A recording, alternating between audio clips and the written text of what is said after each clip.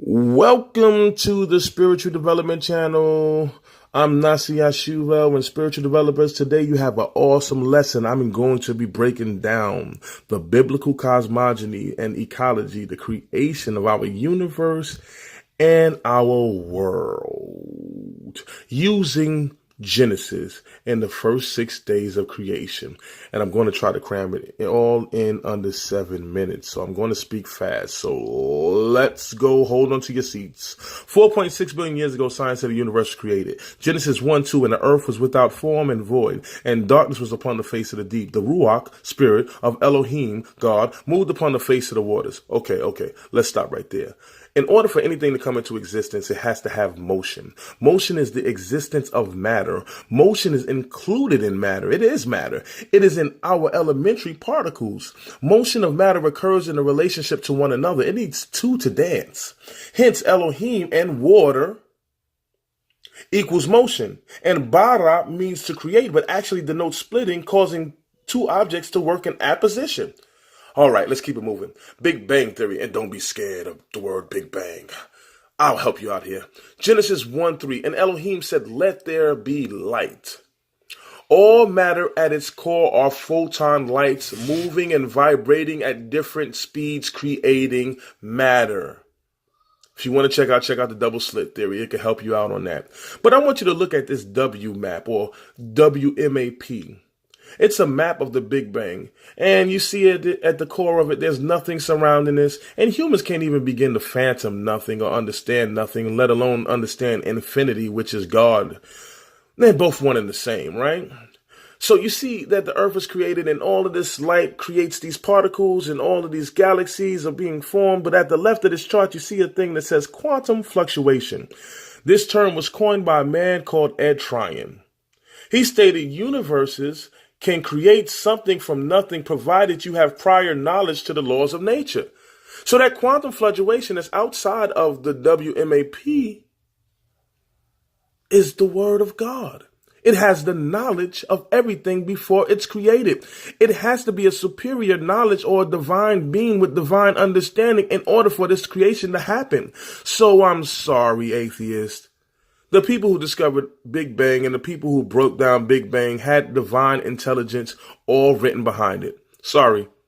4.4 billion years ago, as the planets were colliding, the Earth was still a hot mess, literally a hot mess. It was a lava-filled core, volcanoes erupting, vapors in the air, and that Ruach, that spirit, but it also means wind of God, began a cooling process upon the face of the Earth.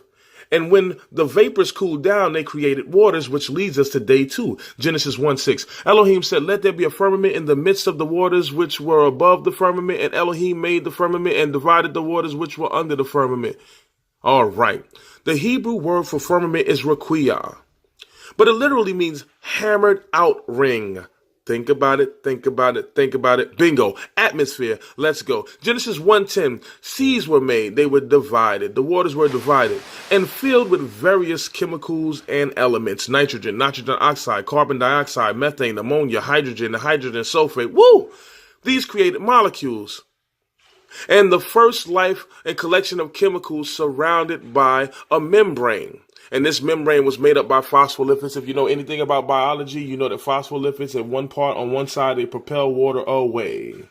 All right. Then the first things that begin to arrive on this planet are protobionts. All right. Over time, they developed two amino acids that then became RNA, the first genetic material. So these genetic materials were placed inside of protobionts, and they begin to grow and split and duplicate themselves and gave way to DNA. Well, RNA is one strand of nucleic acid, but DNA is a double strand, a much stronger and stabler genetic information storage tank. Now, here we go. We are beginning to transform into greater beings, and now you have the protokaryote, or the prokaryote, a single cell organism with no nuclei. Yes, it has DNA, but it doesn't have a membrane around this DNA. Okay. As time goes on, a cyanobacteria is produced, and it produces food through photosynthesis. It evolved to learn how to use light to produce its food, and it boosts oxygen in the atmosphere all the way up to 10%. which gave way to the mother of all plants and animal life, the eukaryote. Eukaryote cells are cells with nucleuses, and they're the basis of all plant and animal life.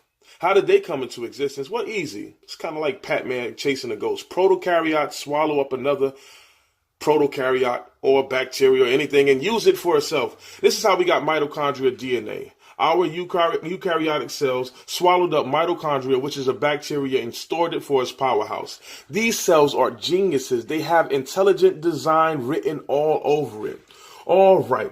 Multicellular eukaryotics appear in the form of algae, the precursor of plants. Plants made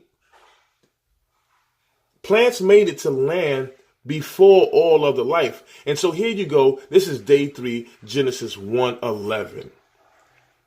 Now, you see the plants start to grow, but they really bust into existence a little later. I'm not into full existence. Let's go to day 4, which is the Precambrian era. Genesis 1:14, Elohim says, "And let there be lights in the firmament of the heavens to divide the day from night, and let them be for signs and seasons, or for days, or for years." All right.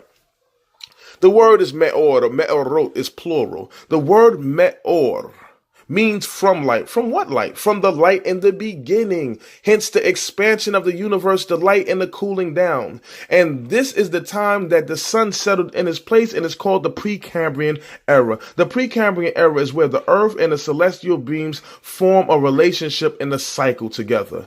And that leads us to the Cambrian period, where there was an explosion of plant life, which was powerful. So this led to an explosion of plant life, and it brings us to day 5. All right. Sea creatures and chordates appeared. This is what you call the Ordovician period. Plants, animals, and fungi started to colonize land. And this is almost 500 years ago. Might not agree with the time, but just use it to fit scientists. Let's go. About approximately 365 million years ago, you have the Devonian periods, where you have your tetrapods, which is like your 4-legged reptiles and other creatures, which eventually will lead to the Hatananim Hagadolim in Hebrew, which I will explain later. Then you have your anthropods, like insects and spiders.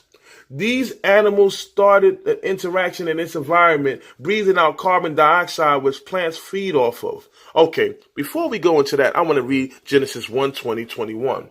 And Yah said, "Let the waters bring forth abundantly moving creatures that have life, and fowls that may fly above the earth, and open firmaments of the heaven. And Yah created great wells, and every living thing that created and moveth in the waters, and brought forth abundantly after their kind, and every winged fowl after its kind. And Yah saw it was good." Okay, now that you have all of these living beings breathing in oxygen from the plants, breathing out carbon dioxide, plants begin to interact with its environment, trees begin to grow all over the place, and all of a sudden we become in this Carboniferous period, which is 359 to 299 million years ago. Carbon, coals, and fossils were all created during this time. But since there was so much oxygen, 35% oxygen in the air, in the atmosphere, the Earth began to cool down. All right, this caused all the carbon in the air to fossilize and turn into rock, creating our fossil fuel we have today. All right, let's keep it going. Then we go into the Permian period, 299 to 251 million years ago, when Earth was one landmass. And then you have your archosaurs and a precursor to our modern birds, or modern birds. So now you got the modern birds starting to come into existence, and the archosaur, which is the fathers of dinosaurs. And where do you see this in the scriptures? Where they translated great whales, we have Hatananim Hagadolim, which actually translate great lizards or great reptiles. Okay, Genesis is pretty accurate. And the reason why it mentions these great lizards first is not because they were created first. We actually see that the tetrapods and the anthropods probably were created first, but they dominated this era. They dominated this time.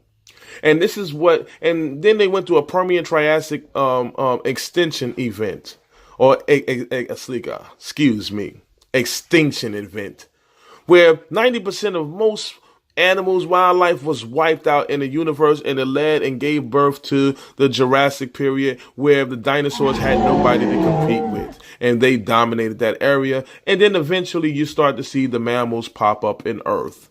And that wasn't under 7 minutes, but it was close, 10 minutes. And I used the book Bereshit, which is ended on day 6, where mammals came into existence, to explain the universe and the creation of our world. Thank you, Spiritual Development Channel. Have a nice day.